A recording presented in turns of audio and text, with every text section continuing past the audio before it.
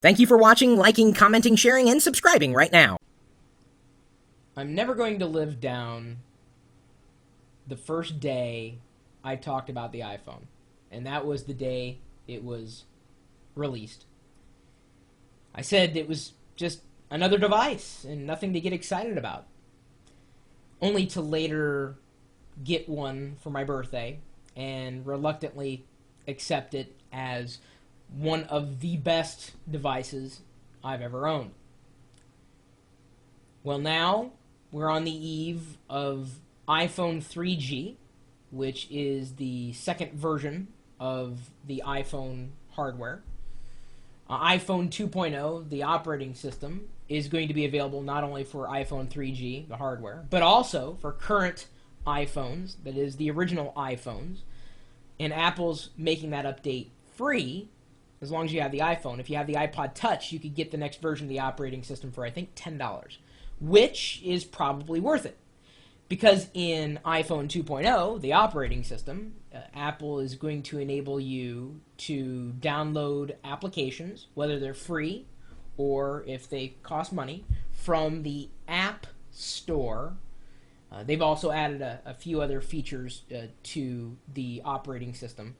And I don't know if many of the new features are revolutionary so much as they are evolutionary. Now, the new hardware, iPhone 3G, is going to be capable of speeds so much faster than Edge. I mean, that's the whole 3G thing. Is it going to be blinding fast? Probably not. I wouldn't expect it. Is it going to be faster than the current iPhone? Most certainly, at least in terms of internet access. Probably one of the more welcomed new features of the iPhone hardware is the GPS integration. So if you're considering getting an iPhone, well, I think you're going to have to wait now, since we're about a month away. July 11th is the day that they will go on sale. And they will go on sale for a price of $200 for the 8 gig iPhone 3G, or I believe $299 for the 16 gig version. So much more affordable than the first line of iPhones, certainly the first release of the iPhone. Now here's what you have to keep in mind, and bloggers out there have already mentioned this. It's worth noting. The new iPhone will cost $200 right up front, but the service plan for 3G is going to vary.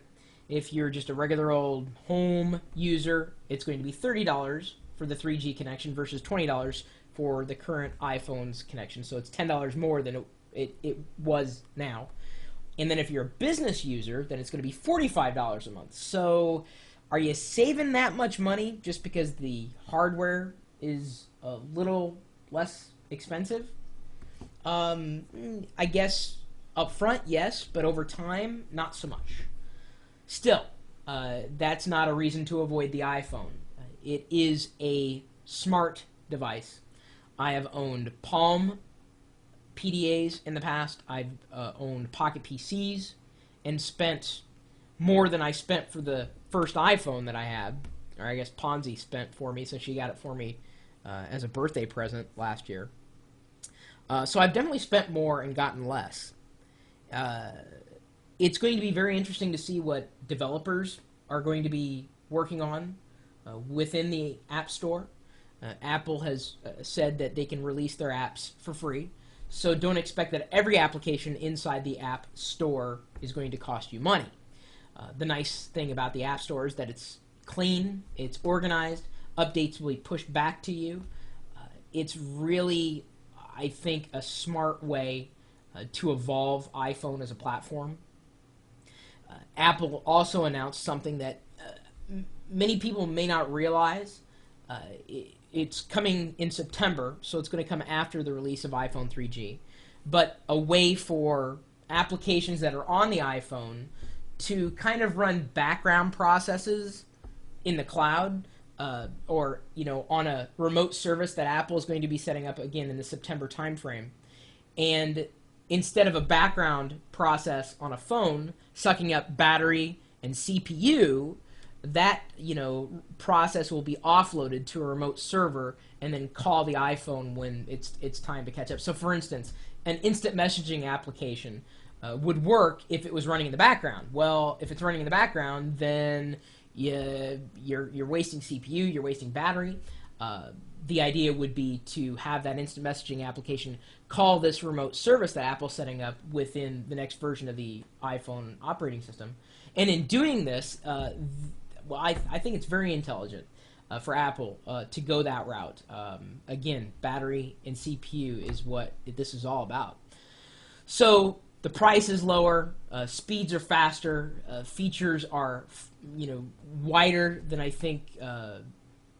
I think a lot of people would have anticipated, and that isn't even including the support for exchange services, which may not interest you so much, but it's important for corporations and enterprise. Where you work, you may use an exchange server that allows you to have push contacts, calendar, email, and that would be whatever you have on your phone is the same thing you have on your desktop.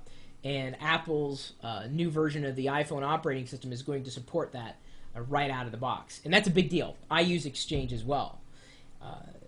The new iPhone 3G, is something that I'm probably going to stand in line for.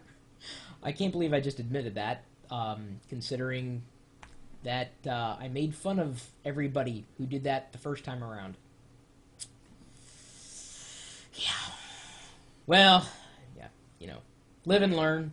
I'm looking forward to it. I'm really, really interested. I know that the iPhone 3G had a lot of hype surrounding it. I think a lot of disappointment is because of that. People were expecting it to have another camera and video recording capabilities, but Steve Jobs and the whole crew at Apple didn't really announce anything like that today. Well, they certainly didn't announce any extra video features than what was already in place. But those were the rumors that were circulating. Just goes to show you, don't listen to rumors.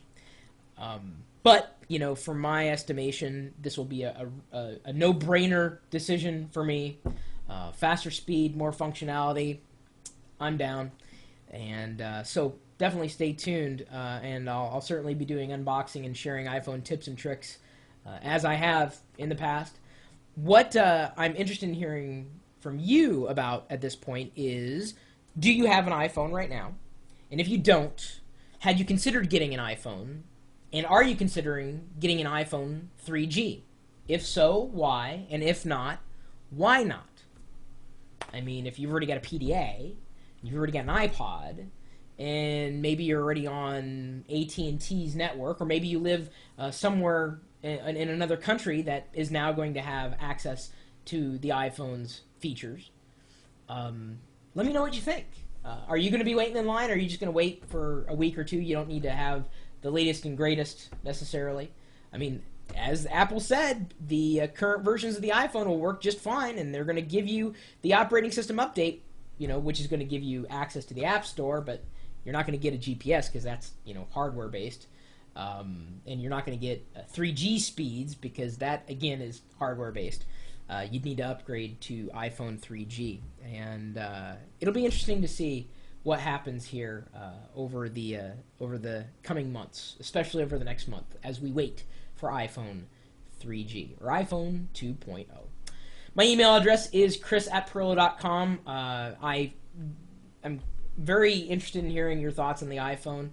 I posted 10 weather iPhone app ideas that I had the other day in my blog at chris.pirillo.com, and I was re-streaming, the community's thoughts of the WWDC keynote today, and I'm always streaming my video live, and people are somewhat interested in the things that I'm doing, although sometimes I may get caught up in my own hardware problems, as I was doing most of this evening. Had nothing to do with the iPhone, though. Thank goodness.